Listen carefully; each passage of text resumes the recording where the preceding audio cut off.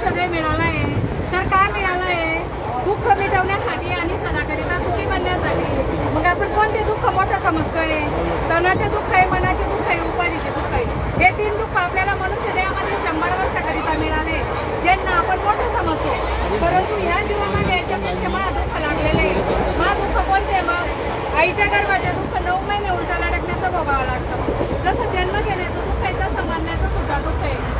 आपलं शरीर सुद्धा त्यावेळी घ्यायला यम येतो, केलेल्या कर्माप्रमाणे मार देतो जीवाला, यमाचे मार सुद्धा खातात। 84 मध्ये साप, सडा, बैल, कुत्रा बनावं लागतं। मग 84 दुःख आपण 1-2 वर्ष भोगतो का? तर नाही। 84 मध्ये आपण 43 लाख 20,000 वर्ष दुःख भोगतोय। त्यानंतर आपल्याला सुंदर असा मनुष्यदेह मिळाला आहे। फुकट मिळाला आहे का? दुःख भोगल्यानंतर मनुष्यदेह मिळतो। आगतीमध्ये जावं लागतं। आगतीमध्ये कोण जातं? जे जडून कटून मरतात, पाण्यात बुडतात, ॲक्सिडेंट होतात, असे जीव आगतीमध्ये जाता म्हणजे ते मुक्ती करतात। मग हे सर्व दुःख का भोगावे लागतात? तर कर्मामुळे जीवाला दुःख भोगावं लागतं। मग कर्म काढण्याचं साधन काय आहे? तर रामनाम हे कर्म काढण्याची सुरी। या सर्व दुःखामधून काढून देणारा परमात्मा आहे, जो आपल्या आत्म्यातच आहे, बाहेर शोधून मिळत नाही। आत्म्यात परमात्म्याची प्राप्ती करायची म्हणून येत्या जात्या श्वासामध्ये रामनामाचं स्मरण करायचंय। जीवामागे जेव्हा दुःख लागलेले ते मिटवायचे, आपले कर्म करायचे। मग असं रामनाम घेण्यासाठी काही गोष्टीचं त्यागन करायचं आहे। धूम्रपान, व्यसन, बिडी, सिगारेट, मांसाहार या गोष्टीचं त्यागन करायचं आहे। श्वासामध्ये रामनाम घ्यायचे। आता श्वासामध्ये घेण्याची विधी कशी आहे? मी दाखवते तसं 2 मिनिटं प्रत्येकाने करायचं आहे। श्वास घेताना राम आणि बाहेर श्वास सोडताना राम। बघा सर्वांनी 2 मिनिटं करायचं आहे।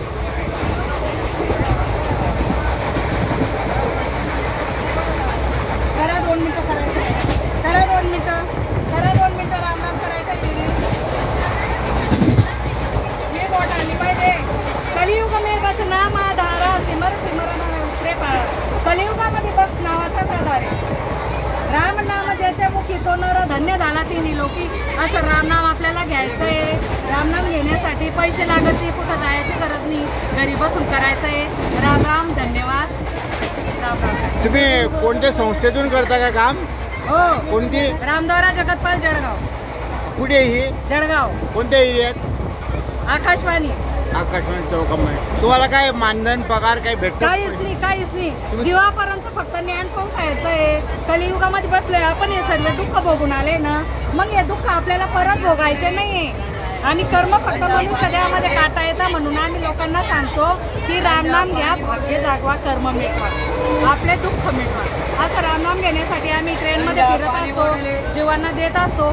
जो रामनाम घेऊन जाईल त्याचं भलंच भलं। किती वर्षापासून करता?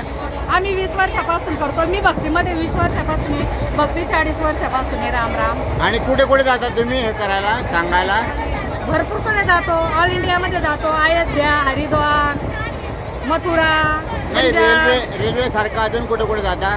रेल्वे भुसावळ ते जळगाव करतो। अच्छा। राम राम काका, चांगलं काम करता तुम्ही।